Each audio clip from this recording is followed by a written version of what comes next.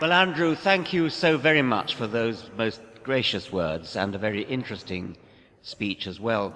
I was especially delighted to hear the names of some of my illustrious predecessors getting this award. It's a great honor to receive the same award as Philip Pullman, Polly Toynbee, Julian Huxley, Freddie Eyre, and of course with the shade of Bertrand Russell hovering over the whole thing.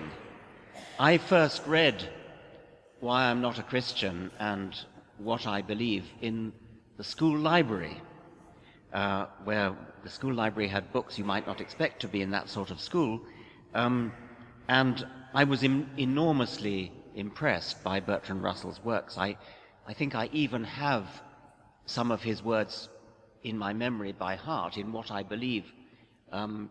This passage made a great impression on me to the extent that I've remembered it. I believe that when I die I shall rot, and nothing of my ego shall survive.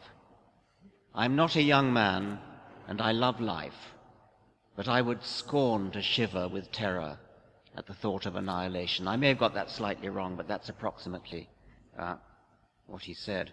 Julian Huxley, another one, like me and like Andrew Copson actually, was a member of Balliol College, Oxford. He arrived too late to be included in the Balliol Rhymes, that broadsheet of rather scurrilous rhymes composed in 1881, published in 1881. These rhymes all had the same principle, that they rhymed on the name of the person, and then they made some detail about him. The most famous is the one of the master, Benjamin Jowett. First come I, my name is Jowett. There's no knowledge, but I know it. I am master of this college. What I don't know isn't knowledge. So you get the idea. You make a rhyme on the person's name. Since Andrew happens to be an old Balliol man, we might try to make one up about him. Behold the genial Andrew Copson. No narrow bandwagon he hops on. By hook or crook, by night or day, he'll make you join the BHA.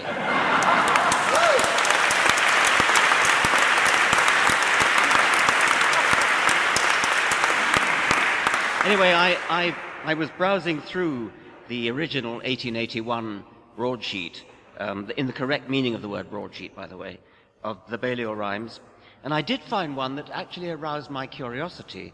It was clearly about a Victorian humanist, not so common in those days, and I'll read you the last two lines, the last couplet. Gods are naught, and man is all. Spell him with a capital. And the name of the individual in the first couplet, well, let me now read you the whole thing. Positivists ever talk in such an epic style as Dawkins. Gods are naught and man is all. Spell him with a capital. That was Clinton Edward Dawkins, 1859 to 1905, later Sir Clinton, born the same year as The Origin of Species. I share only 1/16 of his genes, but I'm delighted to have independently picked up lots of his memes.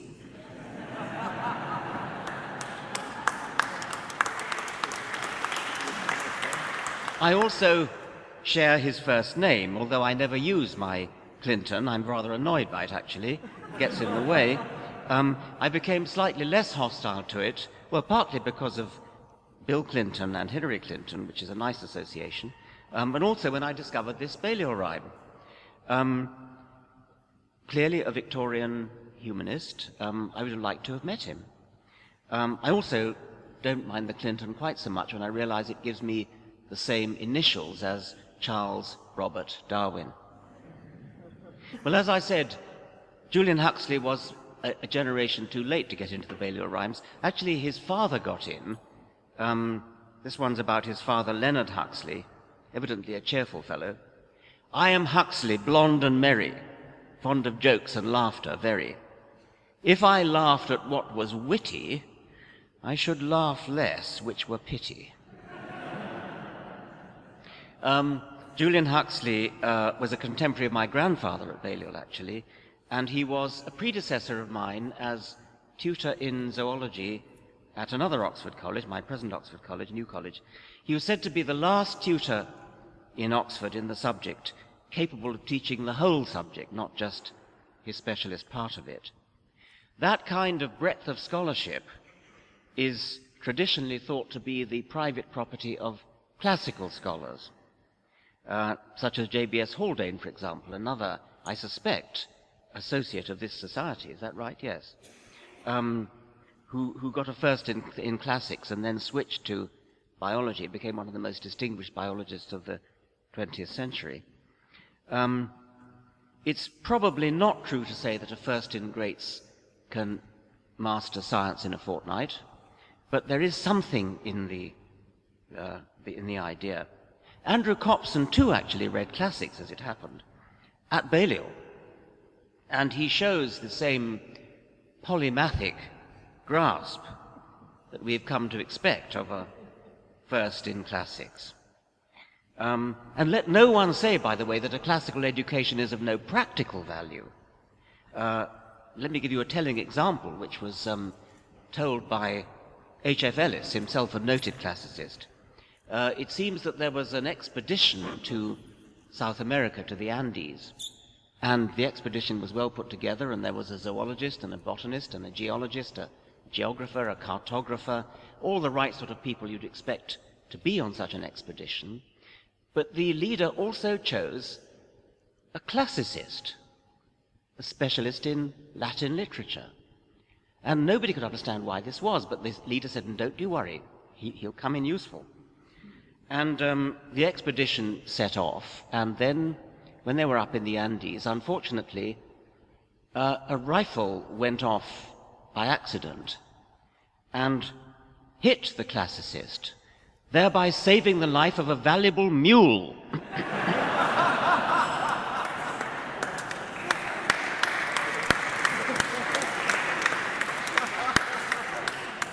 I do actually take seriously the arguments traditionally offered in favor of a classical education. It clearly was an exaggeration to say that a first in greats could master science in a fortnight. But it is true that a classical education did equip one to branch into other subjects with some facility. And I respect this idea sufficiently to have used it as the title of a thesis in education, which I call Evolution, the New Classics. At present, evolution is taught as part of biology, along with all the other parts of biology, cell biology, biochemistry, comparative anatomy, molecular genetics, and so on. And evolution comes in as one little segment of that. What I want to propose is that evolution should become the central pillar of a much broader education, liberal education, bringing in relevant aspects relevant to evolution, all sorts of natural and human sciences. And I think that such an education would do much of what classics was traditionally supposed to do, and indeed did do. Classics was supposed to tell us about our roots. Well, obviously evolution does that. Classics made us look at familiar things from an unfamiliar angle. You see another world, and it makes you see your own world more clearly from that unfamiliar angle. Classics teaches you, and of course evolution does, teaches you to see things in the long term, sub specie aeternitatis. Classics and evolution trains us in how to put an argument, how to make an argument, a controversial argument, how to handle controversy. And God knows my subject of evolution is no stranger to controversy. Evolution, like classics, puts us in our place. When you look at the as a taxonomist, at the tree of life, when you see the tree of cousinship, the family tree of all of life, and you realize that not just humans, not just mammals, not just vertebrates, eukaryotes are just one branch, one smaller branch of the tree of life. We are closer cousins to amoebas than amoebas are to bacteria. We're very close cousins to amoebas compared to bacteria. This puts us in our place. So my new degree course, which I would like to institute in evolution, places evolution at the center of the education and brings in lots and lots of other subjects, such as economics, philosophy, social science, moral philosophy, engineering, computer science, medicine, agriculture, linguistics, physics, cosmology, history of science. I'll take just a few of these. Economics. Economic principles run right through modern evolutionary theory. I haven't time to go into detail, but the economic idea of opportunity cost, the idea that anything has to be paid for, no such thing as a free lunch. You have to pay for whatever you do now in the form of lost opportunities to do other things in the future. A central economic concept. And it underlies our understanding of sexual selection, of the relationship between parents and offspring, sex ratio theory. Its economic thinking is rife in evolutionary theory. Philosophy. Philosophers these days are discovering Darwin in a big way, and I'm sure you've all seen books like Dan Dennett's Darwin's Dangerous Idea. There are lots and lots of philosophy books which draw heavily upon evolution. And social science ought to be doing that, I'm afraid isn't to the same extent. Moral philosophy.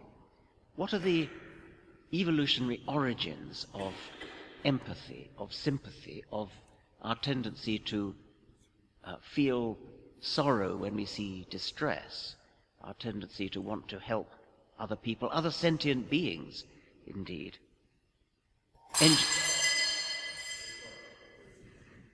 Engineering.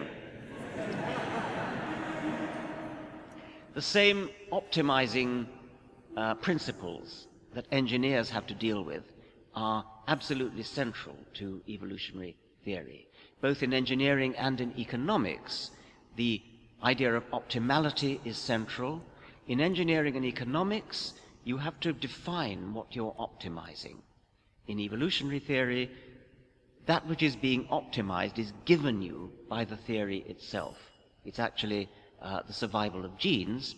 And that, of course, works itself out in rather complicated ways. But whereas economists have to decide what their utility function is, whether it's the greatest happiness of the greatest number, or the gross national product, or my own personal income, whatever it is, you have to decide that, and then you maximize it. In evolutionary biology, that which is maximized is given by the theory, although it's actually quite complicated to work out. Computer science, well, apart from using computers, of course, modern molecular genetics, which would, of course, play a central role in my degree in evolution, modern molecular genetics has become a branch of information technology. It really is digital information technology, something which Darwin would have rejoiced in that, because it actually helps to solve one of the major riddles that Darwin was faced with in his own time and never did solve in his own time. Medicine. Very, very important. All doctors should be Darwinian. There's a wonderful book which I recommend to you by Randolph Nesse and George Williams. The book is not called Darwinian Medicine, although it ought to be. The book has a different title in America and Britain, as sadly all too many books do have. Publishers seem to think they have a duty when a book crosses the Atlantic to change its title. They have little else to do, so I suppose that's the one thing they feel they can do to throw their weight around. I have actually literally bought the same book twice on Amazon because I didn't realize that it was the same book. And I've even seen on Amazon, you know how Amazon gives you a book, and they say, if you like this book, you'll probably like this one. Anyway, this book by Nessie and Williams, in America, is called Why We Get Sick, which is a pretty daft title for a book that you want doctors to buy. What doctor would ever buy a book called Why We Get Sick? They think they know. It has nothing about Darwinism in it. It should have been called Darwinian Medicine. Then when it crossed the Atlantic to Britain, Why We Get Sick means why we throw up. So it had to be changed, and then it sounded like something holistic, something that Prince Charles would enjoy. Something like evolution and healing. But anyway, never mind the title. The book itself is brilliant, and it tells why doctors should be Darwinian. I actually wrote a puff for the book which said, buy 2 copies and give 1 to your doctor. There are various obvious things. Everybody knows that if only doctors had been wise to natural selection, we wouldn't have the problems we now do have over antibiotic resistance evolving by natural selection in bacteria. But there are other things like, for example, when you get a temperature, when you get a fever, is this something that a doctor ought to bring down? Should a doctor be giving you drugs to lower your temperature? Or is it just a symptom? Is in fact the temperature perhaps a Darwinian adaptation by the body to make life difficult for the pathogen? In which case giving somebody a drug to bring the temperature down is the very last thing you should be doing. Nessie and Williams are not saying that is the case. What they are saying is that we need to think in a Darwinian way.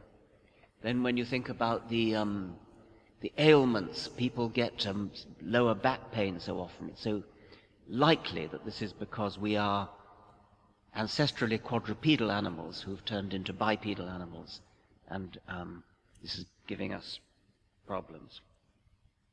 Agriculture, obviously artificial selection, the artificial version of natural selection. If you're wanting to do an experimental test of natural selection, what could you possibly do other than artificially select?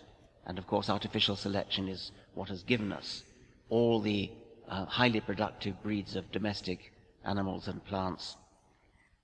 Artificial selection will be supplemented in the future by genetic engineering, which is the manipulation of the mutation side of the Darwinian equation, not just the selection side. Cosmology, well, this is a more distant relationship, but cosmologists often talk about the evolution of the universe. They're wrong to do so. It's development. The analogy is with embryology, not with evolution.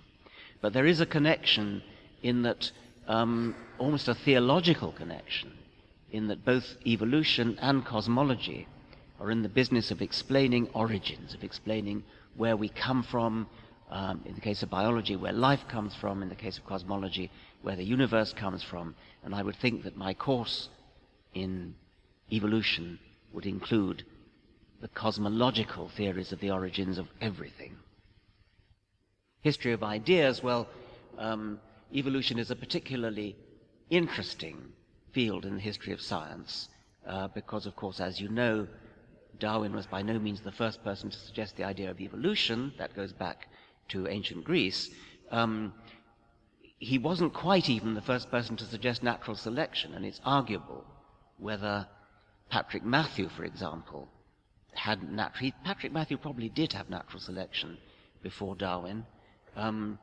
He wrote it in the appendix to a rather obscure book on naval timber, and not surprisingly, it wasn't widely taken up. Patrick Matthew complained to Darwin about being overlooked, and Darwin punctiliously did acknowledge him in the preface to later editions of The Origin of Species. I actually don't quite buy the idea that Patrick Matthew had the full idea. He clearly had the idea of natural selection as a negative force, a weeding out, a removing of inferior types. But I'm not sure that he really got the idea of natural selection as a positive force, building up the complexity of life, the beauty of life, the elegance of life, and the illusion of design in life. Wallace did get it. Wallace got it independently of Darwin. Anyway, this is an interesting topic in history of ideas. But I suppose most importantly, evolution is the subject which answers the question that every child would like to answer. Where do I come from? Why do I exist? What's it all about? What are we here for? What's the meaning of life? All these things which have been the traditional domain of theology, which has given wrong answers throughout the centuries. The right answers can now come from science, and especially from evolutionary science. So that's my pitch, my educationist pitch for evolution as the new classics. And to finish off, I want to return to Julian Huxley, who wrote a poem that I first read when I was an undergraduate myself at the same college. And I've remembered this poem ever since. It made an impression on me at the time, and I think it says something about the humanist attitude to the universe. The world of things entered your infant mind to populate that crystal cabinet. Within its walls the strangest partners met, and things turned thoughts did propagate their kind. For once within, corporeal fact could find a spirit. Fact and you in mutual debt built there your little microcosm, which yet had hugest tasks to its small self assigned.